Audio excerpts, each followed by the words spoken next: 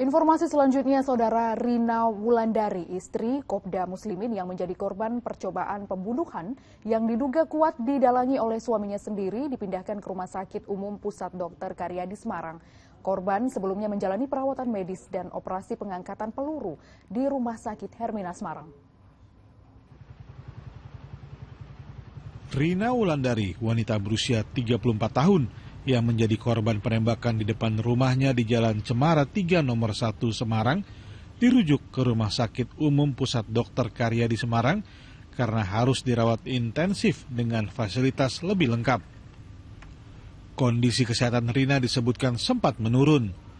Korban dipindahkan pada Jumat malam lalu, namun ruang perawatannya dirahasiakan dan masih terus dijaga ketat oleh piket gabungan TNI dan Polri.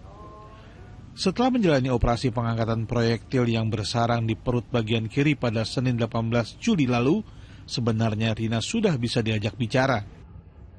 Ngomong dia, nanya anaknya, ibu suruh jaga. Sudah bisa dahar, Bu? Makan. Daharnya kan pakai infus ya? Iya. Masih infus. Iya, sementara yang lembut-lembut itu loh. Lukanya katanya di bagian mana, Bu? Enggak berani lihat. Hingga Minggu pagi, tim gabungan Polri dan TNI total telah berhasil meringkus 5 orang yang terlibat pada kasus penembakan atau percobaan pembunuhan terhadap Rina Wulandari. Kelimanya terdiri dari 4 pelaku aksi lapangan yang berboncengan 2 sepeda motor serta 1 penyedia senjata api yang ditangkap di Sragen.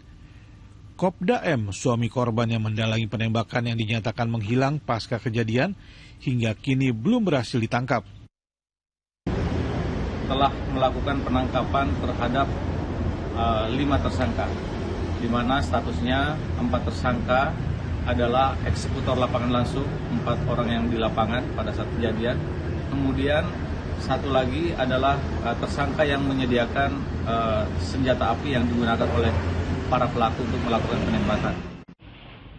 Pengungkapan kasus diawali dengan ditemukannya 2 unit sepeda motor yang dipakai pelaku, yakni Kawasaki Ninja yang telah diubah warnanya dan Honda Beat yang dititipkan ke rekan pelaku di daerah Simongan, Semarang dan Sayung, Demak. Tim gabungan kemudian berhasil meringkus 4 pelaku, yakni Sungkono alias Babi, Sugiono alias Sirun, serta Agus dan Ponco. Keempatnya ditangkap di daerah Demak, Klaten, Grobogan, dan Magetan.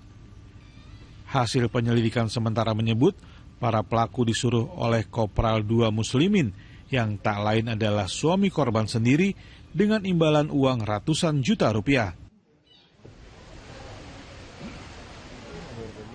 Usai menerima tamu kehormatan Kepala Staf Gabungan Amerika Serikat di Mabes TNI Cilangkap, Jakarta Timur, Minggu siang, Panglima TNI Jenderal Andika Perkasa menginginkan pelaku segera ditangkap dan dikenakan pasal maksimal.